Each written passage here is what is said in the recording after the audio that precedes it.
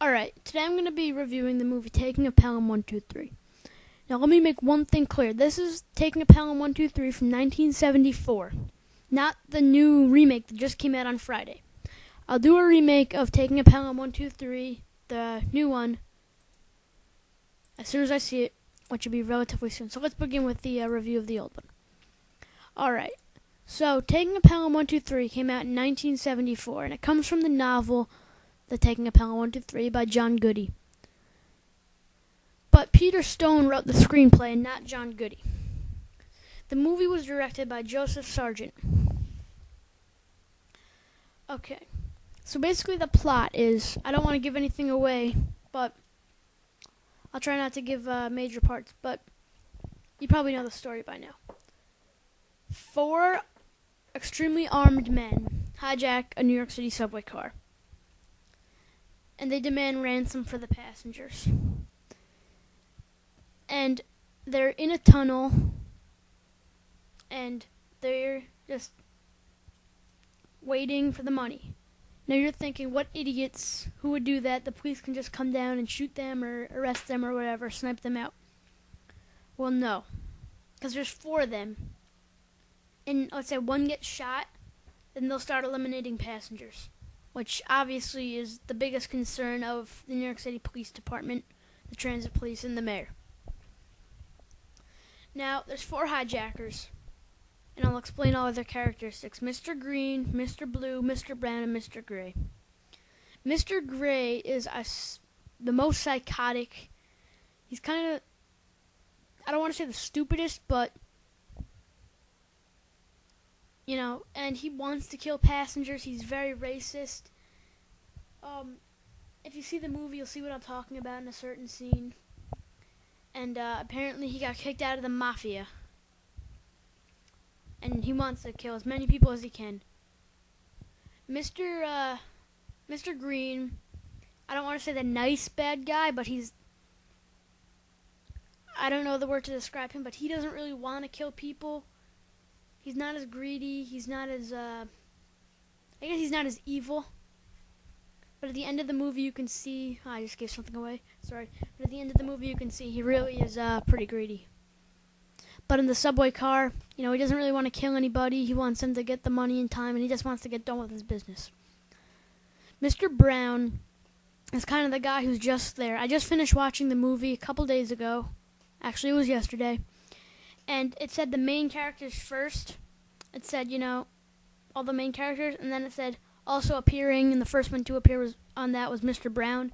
So as you can see by that, he's not really a main character, because he doesn't have that many lines. He's not a main part of the movie. He's not a main hijacker, but I guess you can say he doesn't really care if he kills people, but you can't really tell much about him at all.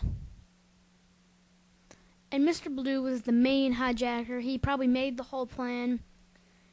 He's pretty mean, but he's a little bit cooperative, but he demands a lot. But you have to if you want to get away, I guess. But he made the best thought-out plan ever. Obviously, I can't really give it away, but I guess you can say that they all wanted the money, because instead of just saying, all right, I want $1 million and hundreds, he made it like a certain amount of 5s, a certain amount of 10s, a certain amount of 20s. And yeah, that's about the hijackers. Now, Walter Matthau plays Lieutenant Zachary Garber, who's the main character of the whole movie. Walter Matthau is hilarious in it. He doesn't really overact at anything. Let me just tell you about his character, though. He plays, like I said, Lieutenant Zachary Garber, who is basically negotiating with the terrorists. In one scene, he asks for more time, and like I was saying, Mr. Blue, who is a little cooperative but a little stubborn at the same time, he says, if I give you an hour, you'll take an hour. If I give you 2 hours, you'll take 2 hours.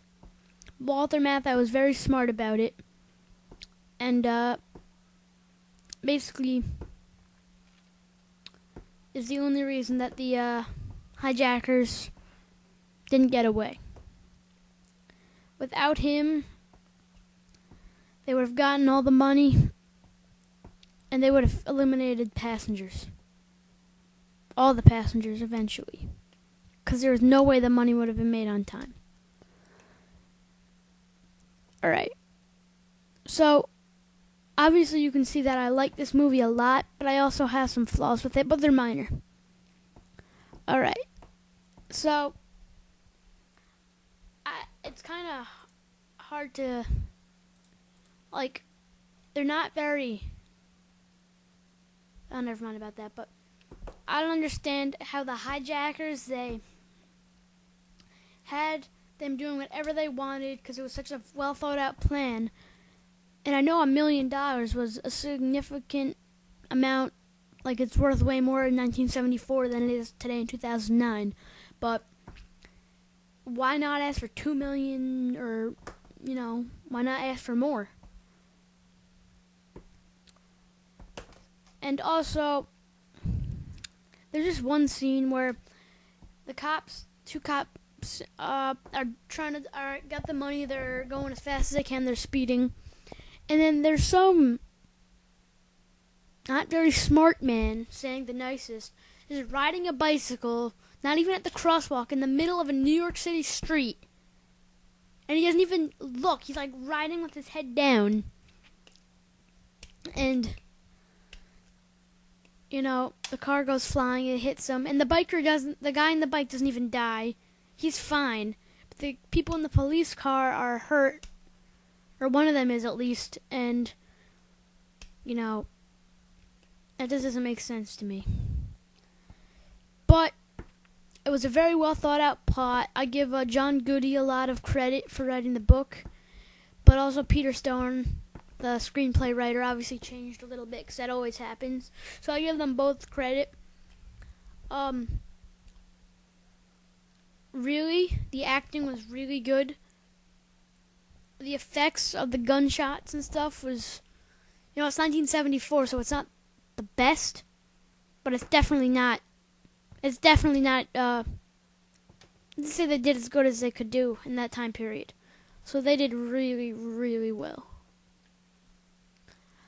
Out of 5 stars, I give the movie 4. 4 stars because there could have been a little more action. There could have been a little more excitement. But like I said a million times, the plot was thought out excellently, and it was just a really well-made movie. So thanks for watching my first review, and subscribe, and thanks for watching. Bye.